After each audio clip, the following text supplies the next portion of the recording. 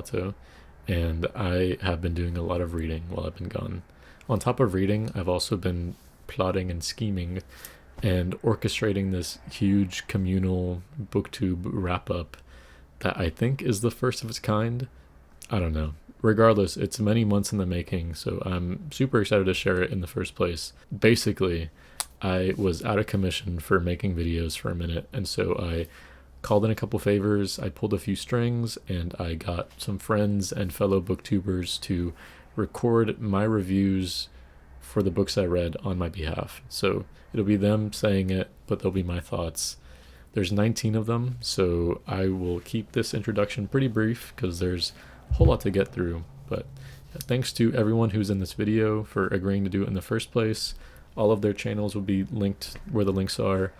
Some familiar faces and some that you might not recognize, but I think they're all worth checking out. Everyone has really good taste. They're really nice. I watch them personally, so yeah, just thanks again to everyone. Without further ado, here are my thoughts on the last 19 books that I read, with some help from some of my favorite fellow readers.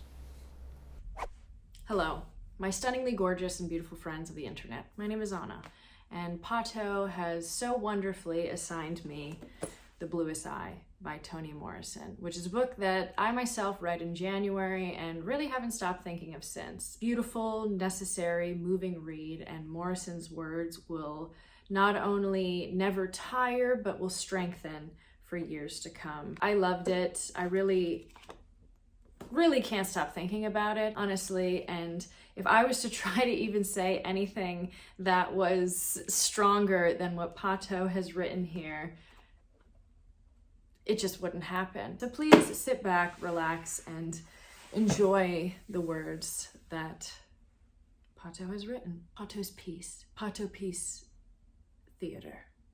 No, but seriously, it's great. First, Morrison. So much to unpack here. Sanctity of youth, sisterhood, racial self-loathing, class solidarity, things that can only exist in the intersection of childhood and boredom. Spending days out on the porch with the relatives your age, maybe a little older, where the distinction between 10 and 11 is worth a lifetime. Menstruation and sickness, doing chores for pennies and listening to adults cuss as a pastime. This book is like a mix of housekeeping and We Have Always Lived in the Castle, which I definitely agree with. Books of sisterhood with houses as a centerpiece. But this story features a mother, or parents, very much at the forefront. Surrounding the adults is deep melancholy and unease beneath even wistful memories of a home life where things aged, but never became familiar, never became loved. An upbringing outlined by racism where people were taught to hate their ugliness, to hide themselves or grow to weaponize it. The innocence of the youth in this book is mirrored by the quiet resignation of the adults, the swallowed pride and anonymous suffering, the abusive marriages and thankless jobs, the traumatic upbringing resurfacing through depravity. It's really heart-wrenching for good and bad reasons, although the point isn't really to cast judgment either way, just to try and take it all in. And with Morrison setting the scene, witnessing is enough. And I definitely agree. Amazing review, and has mine and I'm sure the entire rest of the internet's stamp of approval. Thank you, Pato. You're a legend. Okay, hello. I'm here to give Pato's review of Tomorrow and Tomorrow and Tomorrow. When I was asked to do this, I didn't know if they wanted me to read it as them, and I was practicing my intro as Pato, and I figured I would just try it and then give the review. Okay, let's see if I can do it. Hi, I'm Pato. Hi, I'm Pato. That's pretty good, right? Okay, anyways, here's a review of Tomorrow and Tomorrow and Tomorrow by Gabrielle Zevin. God, this book made me weepy and soft and wrung me out till there was nothing left, not in a depressing way, in a hopeful way. This book encompasses the kindness of strangers and importance of connection and also of coping. The relationship between our two protagonists, Sam and Sadie, is an interplay of love and worry, of platonic love and dependence. It highlights the role of having an outlet, which in this case is video games. It borders on being kitschy at times, but I never felt it went too far. It was so charming, so moving, so enjoyable. The book spans this relationship across 3 different time periods, meeting as kids, reconnecting in college, and again as adults, seeing them grow and drift apart, reconnecting and being bound together by love and history, despite motivations changing between them, made it all feel realistic enough to get really invested. There's a lot of impactful relationships in this book between parents, coworkers, teachers, friends, and seeing the full picture of these relationships be told non-chronologically made it a page turner. Loved it and understand all of the praise it's been getting. It's damn good. I 100% agree. Bye, everyone. Hello, and welcome to the portion of Pato's wrap-up, where, in my opinion, includes one of the best books. I say as I literally have no idea what else is on this list, but with Pato's taste, I wouldn't be surprised if a lot of the stuff here is a lot of good stuff, just like A Minor Chorus by Billy Ray Belcourt. And I'm happy to be a vessel for Pato's thoughts on it, so here they are. This book is a lot of things, but ultimately it's a novel that shares people's stories within a story. There's musings on form and acknowledging the structures of language limiting expression. While our protagonist sets out to write a novel, there are a series of interviews with people that take place which border on autofiction. It really blurs the line there, but it is a novel. The entire premise of it based around writing a novel and exploring what that means, so there's also metafictional elements. And on top of that, Billy Ray Belcourt is a poet, so the language felt very distinct and non-clinical, which most writing about the act of writing can be in danger of becoming. This was poetic and visual and emotive. It felt like a call to action for self-exploration and looking at shame, violence, and identity. Parts of it are a little too modern for my taste. It just feels like it's already aged since it was written. Stuff like sadness being Twitter-worthy or recounting Grindr messages just feels kitschy or very neoliberal to me, but maybe that's just me feeling too seen in a book. Really enjoyed this, and it felt very distinct. Need to read his earlier stuff now, but this made me very interested, specifically in Brief History of My Body. Thanks, Pato, again for letting me crash your wrap-up, and as always, happy reading. Bye. Book of Delights by Ross Gay. Oh my God, depression is a lie and I'm cured. This book was life-changing in a literal sense. There's something magical about this book and the message about perspectives it's able to convey without being overhanded or self-helpy. Essentially, this is a collection of essays written about something beautiful, something delightful, that happened each day for a year. While Ross Gay's life is very different from my own, it's still surprisingly applicable to mine. The idea of finding beauty in a moment you've overlooked if you didn't stop to think about it, and this delight radar, so to speak, is something we all have, and I've adopted the idea fully. 3 days into reading this, I went out and got a journal of my own to write about beautiful things my life is full of, it turns out. And it's so easy to find them now that I know where to look.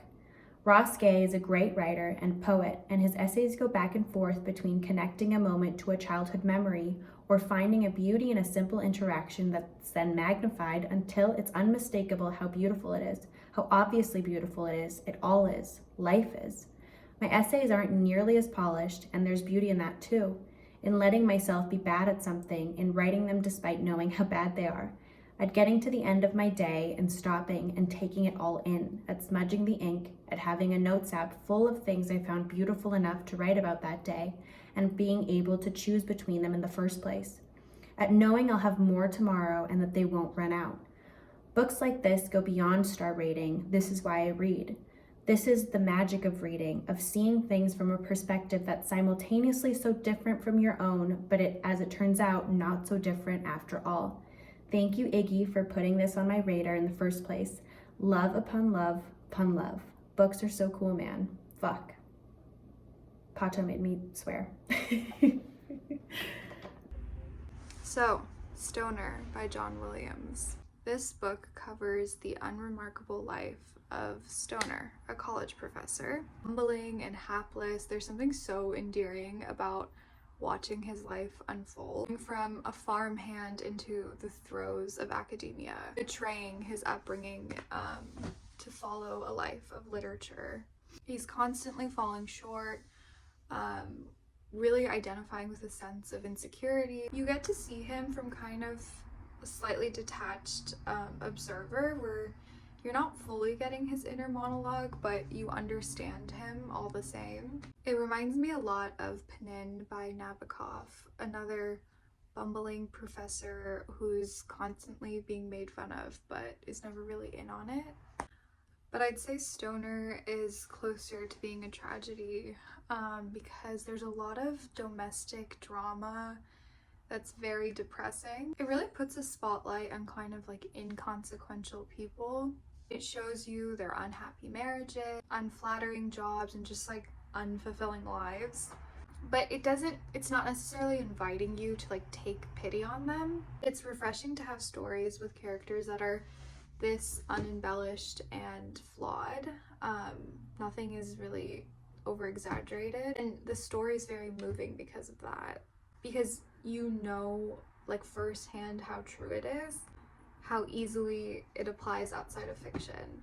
It's easy to see yourself in their insecurity, their jealousy, their yearning. It's not easy, however, to really feel for him and to want better for Stoner. And unfortunately, this book it mostly just consists of Stoner suffering. It's fucked, but I loved it. I would also say a big takeaway from Stoner is just how inconsequential legacy is. The legacy of your life after you're done living it, if you yourself aren't enjoying your life as you're living it. Yeah. Hi, hello. People of Pato Land. It's Nathan from Nathan's Nook.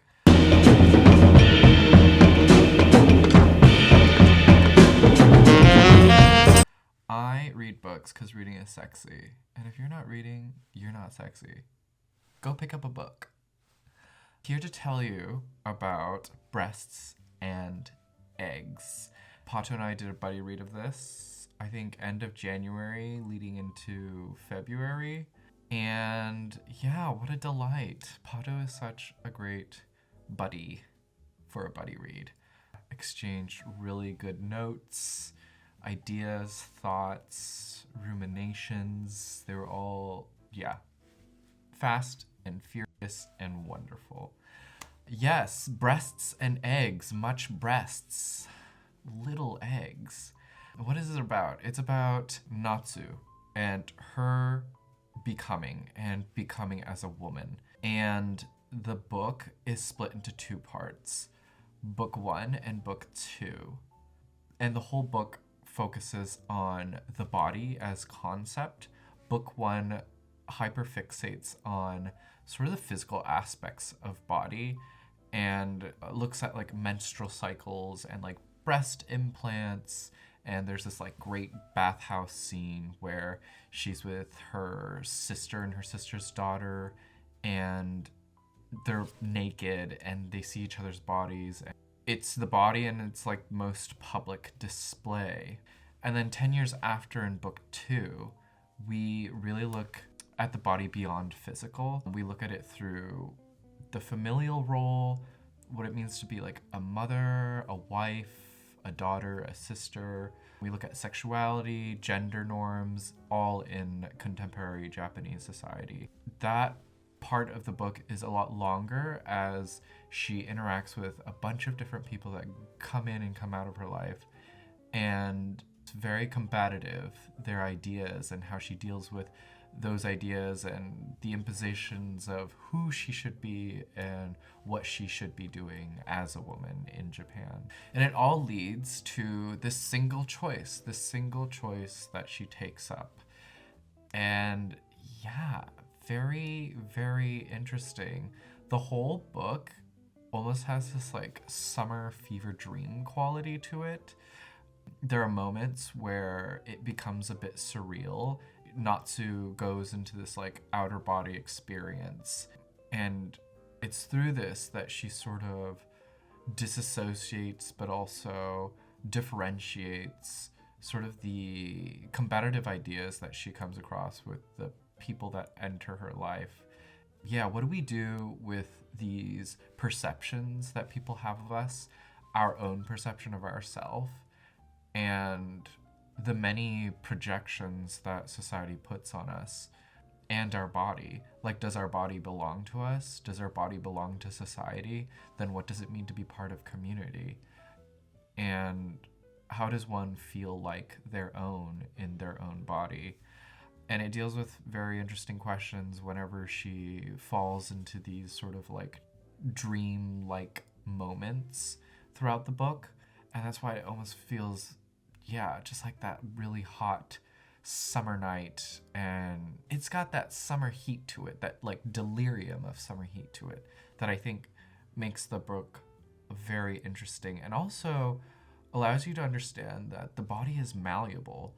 And I think in efforts, Kawakami tries to express that we can become, with our body, anyone we want to be.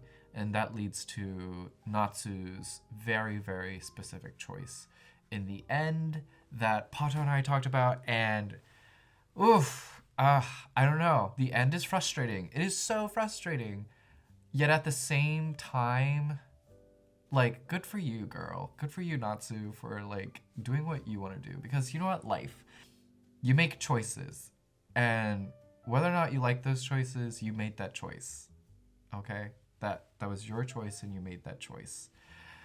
With that said, I think Pato agrees with this too, that the book could have totally ended a chapter early and left us in a better place in allowing us as readers to understand what Kawakami is trying to present in her book in a more open-ended, rounded out kind of way for us to like really reflect on what our body means.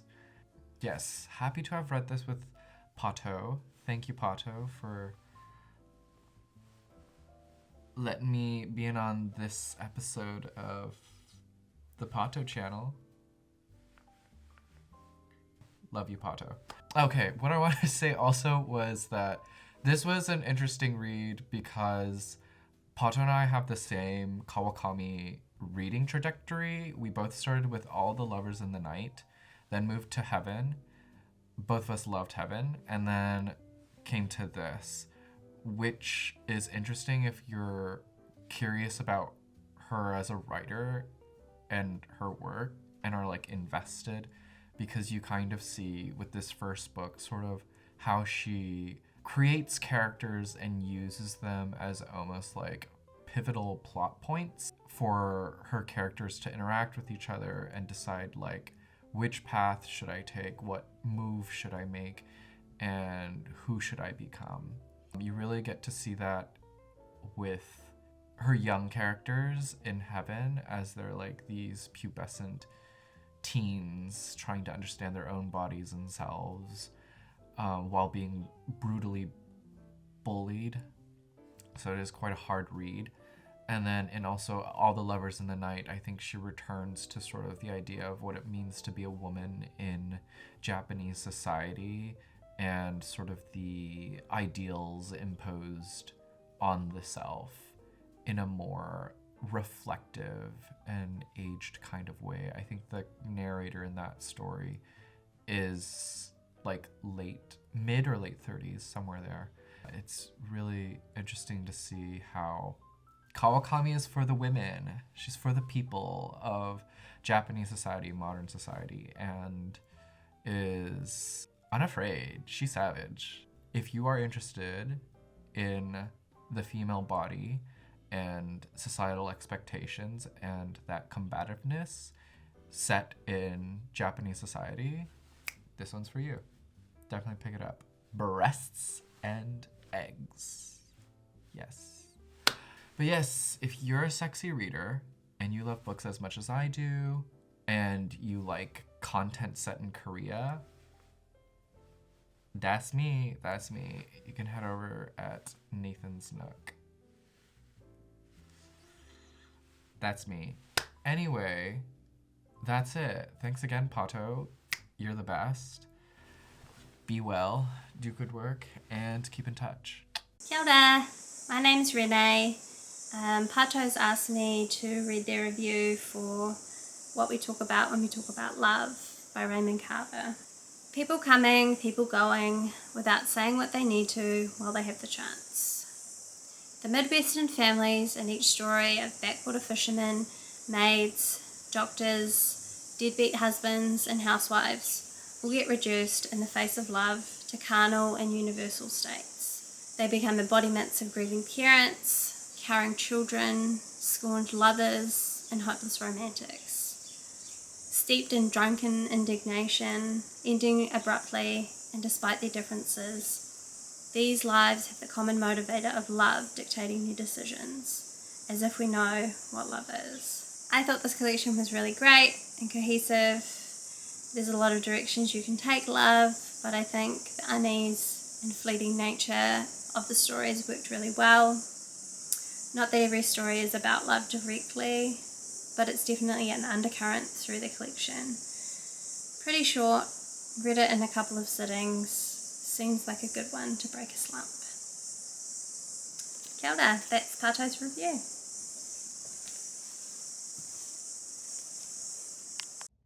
Hello Pato and Pato subscribers. Thank you so much Pato for inviting me to be a part of this video. I think it's such a fun idea. I have not read the book that they have given me to review for them, so I'm just going to read what they sent me on my phone. The book is The Rabbit Hutch by Tess Gunty. This book is so smart, wow. Polyphony that balances the tightrope of being overbearing or juggling too much, but it sticks the landing. It's a series of stories that are interwoven really, really well, about people who live in this apartment complex and, despite being strangers, their fates very violently collide over the course of a few days. So powerful and impressive. I really connected to so much of this, and the way it builds these beautiful characters in a really natural and loose way is such a joy to read. A lot going on thematically about power dynamics and social systems, about escaping your upbringing, patterns of grief, gaining advocacy for yourself and realizing you aren't alone, and that we never really can be. We're so surrounded by connection that we couldn't escape it if we tried.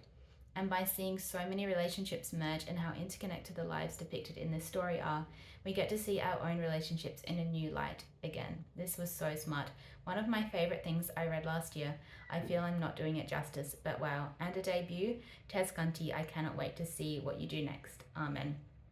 Well, I'm sold. I really want to read this book now. So thank you again, Pato, and bye. Hi, my name is Cami. I'm Pato's friend from the internet, and I'm going to be reading the review on Earthlings by Sayaka Murata. My second Sayaka Murata book, and I think the order mattered a lot.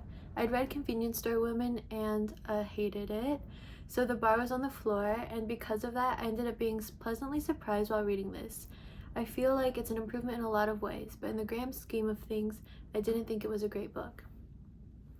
This built on some of the same themes as before, with apathy and missing social cues, highlighting these really absurd situations with a lot of detachment, which makes you as a reader recoil, while the narrator doesn't flinch, and that disconnect is the main appeal of the entire book. So if you aren't into shock value, this will not work for you, at all. It's a really dark book where the protagonist copes with trauma by convincing herself she's an alien and creating a lot of mental distance between herself and the Earthlings, who are violating her. It covers her as a child and later on as an adult who is so far gone in delusion that the book ends in one of the most violent and wild ways I've ever read. That being said, is the shock value a gimmick? Is it lazy at times? Sure. I think just pointing out a taboo and saying, pretty fucked up, huh? Over and over would have gotten old fast if the book was any longer, but it's pretty short, stuck the landing, and didn't overstay its welcome as a story. Is it a great book? No, but it's definitely memorable. Okay. Hey, how y'all doing?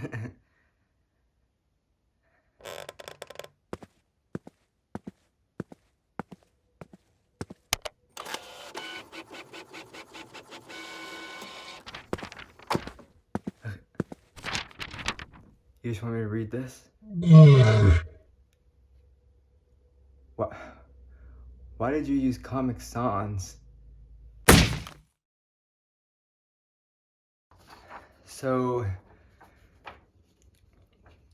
Acts of Service by Lillian Fishman. Let me just start by saying that I did not like this book. Now, let me just stop by saying I did not like this book. Next. Okay, this book is about, if I'm being generous, it's about political lesbianism. That is, avoiding men and choosing a life of women. It's about queerness and how it can serve the same purposes as faith. The group shared emphasis on self-understanding,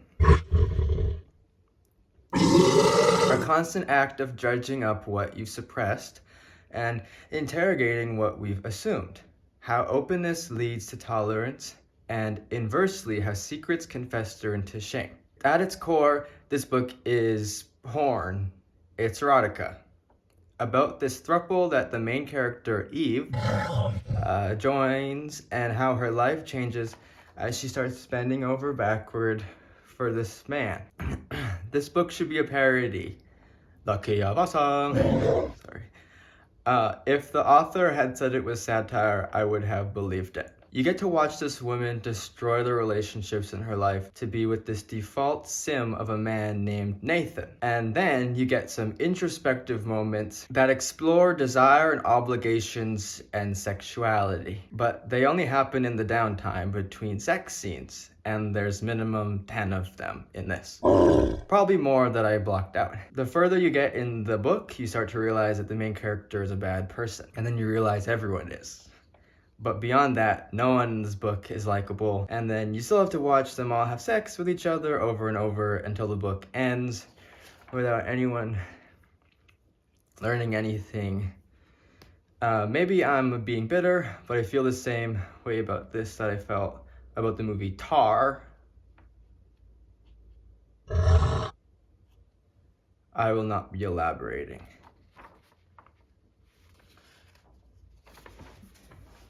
I got a little bit of blood on it. Sorry.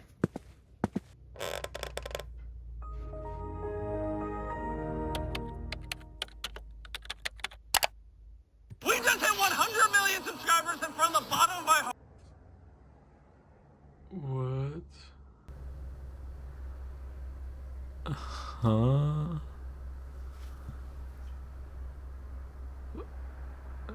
Huh? What the fuck, Sean?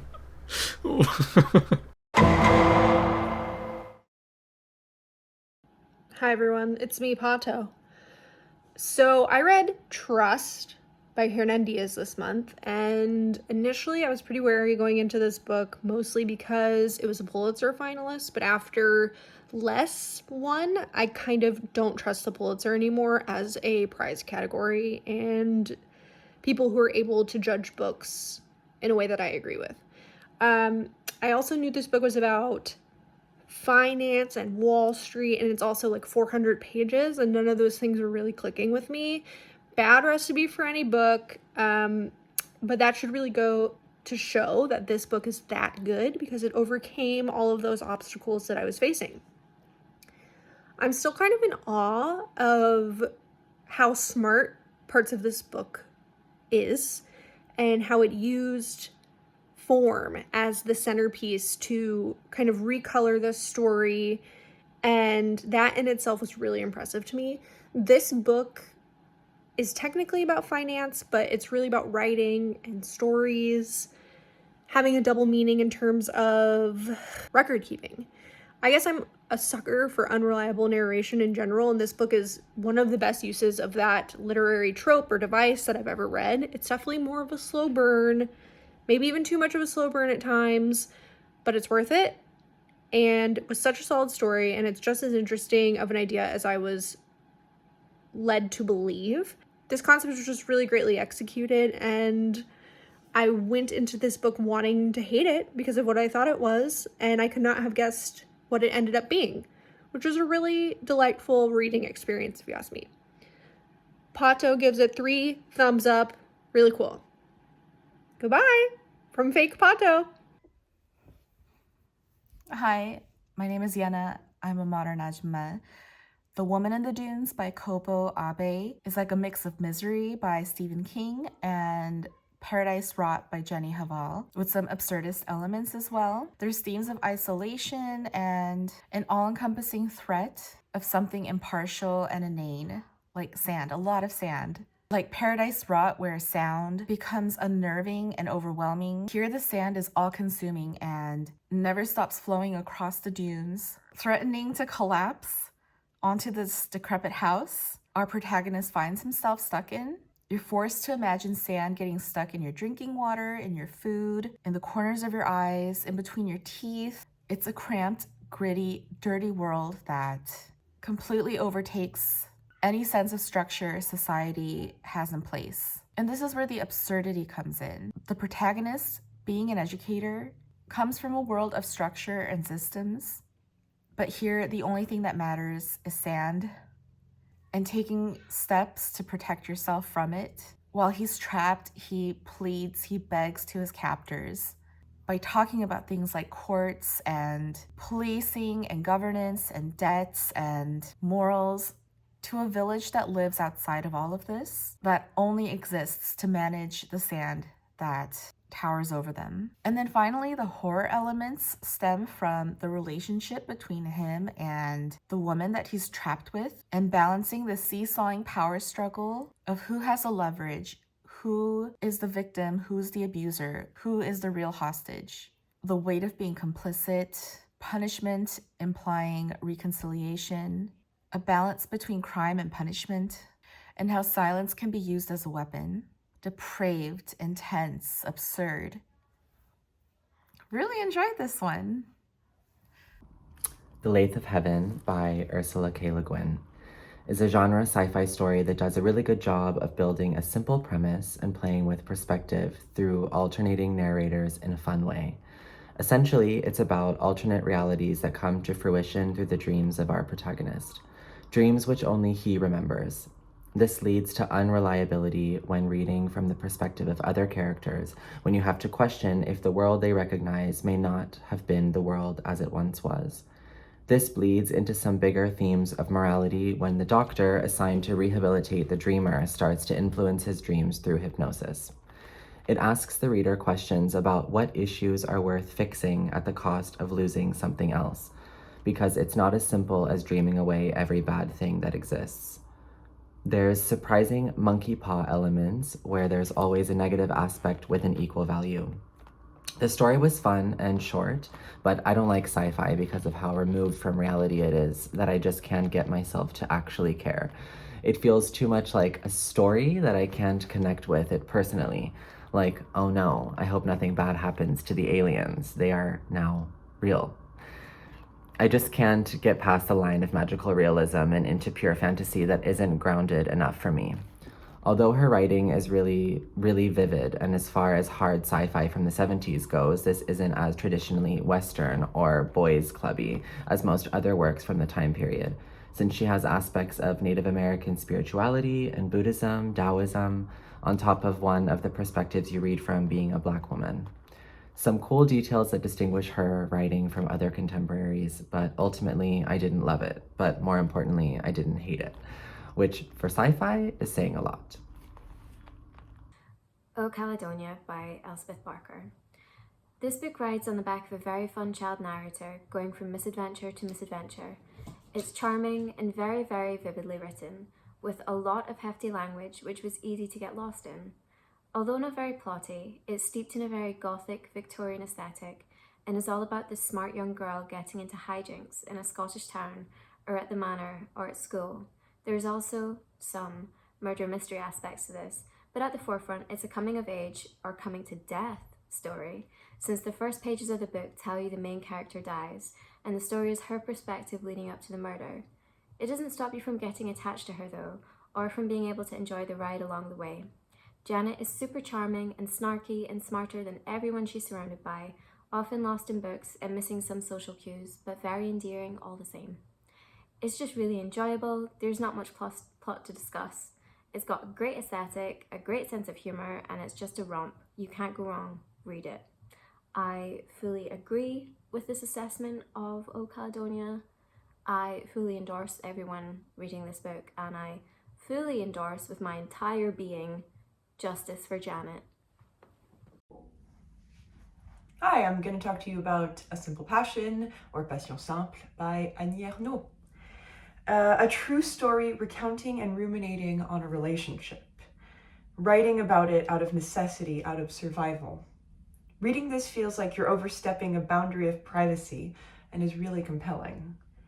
It's a story of connection, obsession, delusion, proximity to the world, unaccountability, with unreliable narration from emotions clouding judgment, of building up things in their absence. It reminds me of one of the themes of Giovanni's Room by James Baldwin, that homesickness builds up the idea of a home and replaces it. That by not going home, you can still have a home to idealize. Same here with people. Breakups are like homesickness to a person, to the connection towards a person that can only exist by not seeing them, by being able to build them up, because it gets to a point where they could never live up to your grief of losing them. It's a super short read. If you want to overhear an angsty woman pining and cursing the world over her passionate but fleeting affair while getting a look into some really great writing, then check it out. Hello, hi. My name is Karen from Karen Reader, and I'm very excited that Pato reached out to me to talk about Lapvona by Otessa Moshfegh, because if you don't know, I'm a very big Moshfegh fan, and Lapvona was one of my favorite reads from last year. Before we dive into Pato's thoughts, I do just want to give you a brief little one-sentence summary, if you would. Lapvona tells the story of a medieval village set in some part of Europe way back when. This town is besieged by a plague, by bandits, all sorts of things are happening, but we're primarily following our main character Merrick, who is kind of shunned, unlovable figure who, through fate, if you would, and a chance encounter, finds himself the son of the Lord. There you go. That's a brief little summary. But that's not what we're here for. We're here to find out what Pato's thoughts were on the book. Pato says this is a modern day tragedy, darkly funny, very reliant on dramatic irony, having you know more about the characters than they know themselves. This is the first time that Moshfegh did third person narration, so with her previous works we were very much so centered on that first person I narration. That's not happening here. We're getting into every single character's head, and since we know more than them, we're able to grin at their ignorance and find out things that they don't know. There's a lot of character motivations to keep track of, because everyone in this city is very flawed. They are equal parts revolting and laughable, very, very self-aware, like most of Moshfegh's writing. And this is written very entertaining. It's very dark. I think if you don't like dark humor, you might not like this. It made Pato grimace with how inept the characters were and how gross the situations they got themselves into. There is one scene that still haunts me. Lots of themes around class and faith and fear. One of the things that you do see in this book is how every single character has a different relationship with faith, whether they're deeply pious and religious, or if they're an atheist, or if they fall somewhere in the middle. And it's all very hyperbolic in this very extreme way, where we're mirroring the Lord of the Manor, who is very wealthy, who has everything at his fingertips, who never experiences anything, any suffering, and this is contrasted with the villagers who are starving during the famine. And we see throughout the text the relationship between the two, between the have and the have-nots, and this border and how it bleeds into each other. Very Victorian, Shakespearean in terms of it's literally a tragedy, but also very, very deeply imbued with humor. Pato really enjoyed it, as did I, and we're both excited to read more of Moshfegh. I think Pato first read My Year of Rest and Relaxation and then dove into this, and they're very different in terms of content, right? Because My Year of Rest and Relaxation takes place in a pre-9/11 world, and Lapvona is medieval time vibes, everything. However, the exaggeration of drama, humor, irony is still very much so present in both of them, and from both of us, it's a thumbs up all around. Okay, thanks so much. And if you read Lapvona, let us know in the comments. Hello, this is Noor, and I'm going to be reading Pato's review of 7 Empty Houses by Samantha Schweblin. This is a series of short stories about houses no longer being safe havens. All of the stories are very different tonally, but have this idea as a through line. They're very surreal and varying degrees of uncomfortable. A major problem of all short story collections is inconsistency, and this was no exception. Aside from one story, these were all really short, and I felt like once the exposition was set, the story was already ending, and the big twist or reveal would feel rushed because the story would end immediately afterwards. Some of them had the opposite problem, where there was so little exposition, I felt like I was spending the entire time just trying to figure out what the setting was, and by the time it all came together, I just felt underwhelmed and like, oh, that's it, and then the next story would start. I listened to this on audio, so I don't know the page length, but most were 10 to 20 minutes long, but one was 2 hours. So it really feels like a novella with some attached short stories. Each story is recorded by a different person, so they do feel distinct though. The long story was the only one that had a lasting impact and was very heavy on unreliable narrator motif, which admittedly I like a little too much. I did really enjoy that one, but as a collection, I felt like overall the stories ranged from fine to underwhelming, and I wouldn't really say I liked the book, but I don't regret reading it, hearing it, but would have gotten more out of something that leaned further towards horror as opposed to just being uncanny / off-putting. And that's it. Hello, it is me, Julie, reading as Pato on Marlene Haushofer's The Wall. I will be reading it from my computer screen because I am filming on my phone. If you hear my dog scratching in the background, that's the linen librarian flavor added to this recording. The Wall by Marlene Haushofer. Deeply sentimental and centering around the idea of solitude. It's very dystopian and showcases a narrator who becomes separated from the world by essentially a glass jar. She then writes diary entries about her new life that she's been forced to spend completely alone, apart from a few animals she encounters. Pause for dog drinking water. Because you follow her thought process as she descends into anger and fear and eventually resignation or peace, it really leans into social critiques and musings on the systems we've humans made for ourselves and how auxiliary they are to life itself. Once you're separated from things like family and careers or media in general, you realize how pedantic the things we give meaning to are, and how we give our lives away to fulfill roles that are for the most part made up, self-imposed boundaries we constantly accept suddenly seem so ridiculous once a physical boundary, in this case a glass wall, separates you from it all. I really like the deconstruction of the roles of motherhood, womanhood, self-protection, and obligation to nature. I especially like her distance from gender the more time she spends alone. Without an audience, what role does your body play aside from being a tool? Her becoming a sexless creature that resembles a tree more than a person. What does a mother become without children? A woman become without a patriarchy? What of a person's thoughts without anyone to hear them? The Wall does a really great job of creating an intense proximity to yourself by removing everyone else and making it so that all that you have is yourself. And then it poses the question, can that be enough? Love this. Me too, Pato, and reading your thoughts made me realize why I love it so much. That was a great review of the book. Enjoy! Hi, I'll be doing the review for Right to Sex. This one is a long one. I have a lot to say, and I just felt like doing it myself. So it's been a couple months. My hair is different. I'm part of the mullet renaissance now. But yeah, I'm just gonna go ahead and try to review this. It's been 3 months since I've read it, but I do have a lot to say. So let's just get started. My central message, I think, is just gonna be read this book.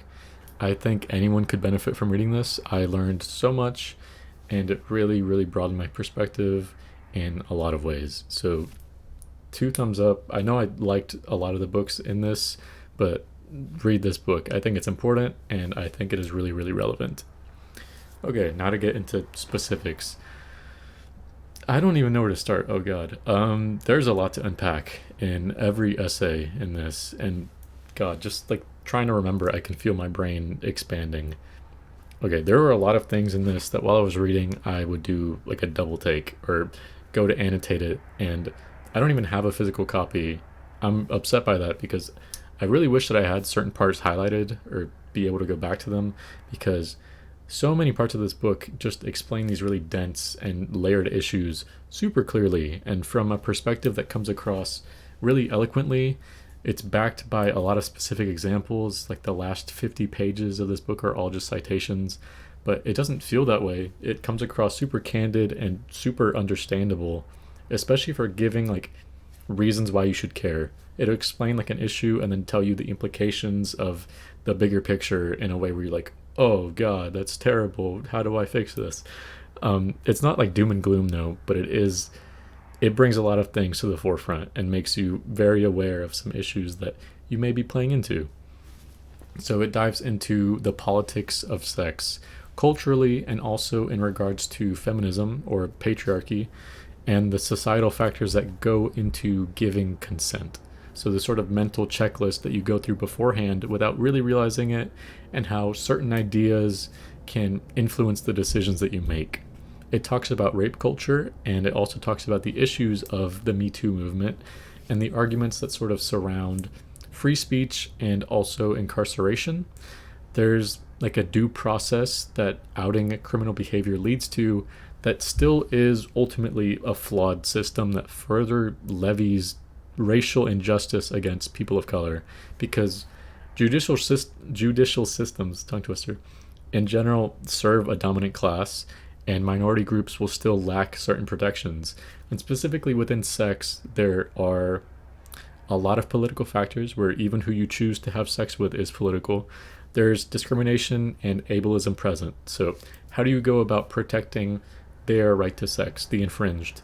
And the idea of a right to sex is ultimately flawed, is what this book tries to get across. Not only in a literal sense, but also outside of nuance. The right to sex would lead to a bureaucracy of sex, and that's a scary prospect. So this right to sex, or in other words, entitlement to sex, is also a thin line that you have to be careful crossing, because that's the same concept that the incel movement, namely Elliot Rodgers, used to warrant a mass shooting that he committed as revenge for women denying him of his right to sex. Ultimately, no one has a right to sex, and in order to correct this idea, we need to look at the societal factors that influence what it is that we want and what we desire. So it's still very relevant to look at this book in terms of the issues of patriarchy and autonomy, especially within porn, and the radicalization of men. I feel like it's only ramped up since this book was written in 2018, I think, because this is a pre-OnlyFans world that it's written about, and it still highlights a lot of issues with our relationship to porn. And it's only gotten bigger post-OnlyFans in this sort of grassroots sex work world, where there are further issues of monetization, labor issues, and how it kind of intertwines with capitalism or the commodification of people's bodies. Along with this, I would say that the radicalization of men has also only increased or been amplified.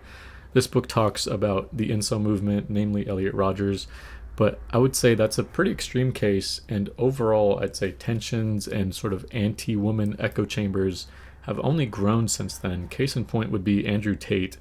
I mean, you have someone who in the current day is a global celebrity who is making millions of dollars a month off of platforming misogyny and the sort of edgy kind of red pill state of mind. There's people paying to be instructed by him or to learn from him. I mean, he's since been deplatformed, but he's still very much in the news cycle, and he was also charged with human trafficking. He had these voice messages leak about raping a woman. But despite all of that, he's still prominent, and there's still an audience that is willing to support him or defend him. And I just think that it speaks volumes to how men get radicalized without realizing it in the modern age. And a lot of these issues regarding patriarchy aren't solely male issues. And that's another part of this book that I really thought was illuminating, how we all contribute to patriarchy and, in turn, the subjugation of women. In terms of transness specifically, I mean, this is something I struggle with, and it's getting into like queer theory or gender studies, so I'll try not to lose any of y'all, but this idea of transitioning due to identity versus desire gets complicated. So to give an example of what I mean, I'll change it to sexuality, because I feel like there's some overlap there and it's more widely understood. So essentially what I mean by desire versus identity is, in terms of sexuality, it'd be like whether or not being gay is a choice or it's something that you're born as. So whether it's a desire or an identity. So in the case of transness or trans womanhood, it would be whether or not you're choosing to become a woman or whether you were already a woman to begin with. And there's still some infighting. It's not like universal, but regardless, I think this kind of semantic debate just distracts from bigger issues. I don't think that the rights of trans people or gay people should rest upon whether or not it's innate. Regardless of why it exists, it's something that should be protected, and it doesn't make a difference ultimately. So in regards to how patriarchy plays into both of those, I still think that there's something worth exploring in this book. So in the case of how patriarchy influences the desire to transition, or I'll rephrase it, the desire to be treated as a woman, whether it be from solidarity or opportunity or in a sexual or romantic light, or just emotionally and culturally, a lot of the ideas of that stem from the patriarchal idea that femininity equals womanhood. And so playing into those desires and as a means to an end of achieving full womanhood, basically the desire to achieve womanhood makes the roadmap of getting there further enforce the idea that femininity is equal to womanhood, that in order to get there you have to kind of play into the ideas of what it means to be a woman. And the opposite is also true of identity, and even beyond that, in terms of trying to defy gender norms, we still indirectly enforce the ideas that we're trying to avoid by creating distance from traditional masculinity or traditional femininity. We further impose and acknowledge these boundaries in order to move away from them. And by doing that, we just cement their importance or admit that it's something that is real, does exist, and that we need to create distance from the idea of a traditional man or a traditional woman. And by moving away from both, we just further emphasize that they're there to begin with. And so I'll leave it there. I feel like I'm getting kind of out in the weeds, and also I feel weird talking about transness. I did it like once and I still get weird messages about it, even though it was like 7 months ago. Whole can of worms that I can't wait to interact with. Yeah, regardless, I'm getting kind of further away from the book's message itself, so I'll stop. But that's what I mean, where it just kind of, the book opens the door for a lot of ideas, a lot of discussion, and encourages you to explore it and what it means for your life specifically. And I had a blast doing it. It was not easy. Some of the issues or questions that it poses are challenging, but super rewarding book, super rewarding read. And once again, I encourage everyone to read this. I feel like you could definitely get something out of this. Some of it is admittedly introductory, but I mean, what's wrong with that? I mean, not everyone has read a lot of theory, not everyone is super exposed to kind of queer theory, gender studies, or even feminist texts. I think it's a great starting point. And even if you have some experience reading from someone else's perspective, seeing how things play out in a non-American lens is also really helpful. Overall, this book changed my brain chemistry in really good ways. Thought a lot, got a lot out of it, and I would encourage it to literally anyone. I would say that this could be required reading. Yeah, I don't know what is wrong, but my lighting is terrible, so I'm going to record an outro on my phone. Okay, yeah, thanks for watching this video. A lot of fun to make, to interact with a lot of people for it. Been a while since I made one, so hopefully it was worth the wait. Yeah, thanks to everyone who was in it, and thanks for watching. As for what's next, I have read a lot more books since then, so gonna be a stacked wrap-up for March that I will do myself this time. I also have a pretty big floor pile going on, books and also records, so a lot to show off. I will just rip the band-aid off, I think, and just start talking about all of it, because otherwise I don't think I'll ever get to it. Kind of daunting, but yeah, look forward to that, I guess. thanks for watching. I know it's been a while. I kind of forgot how to say goodbye, but bye. Bye again.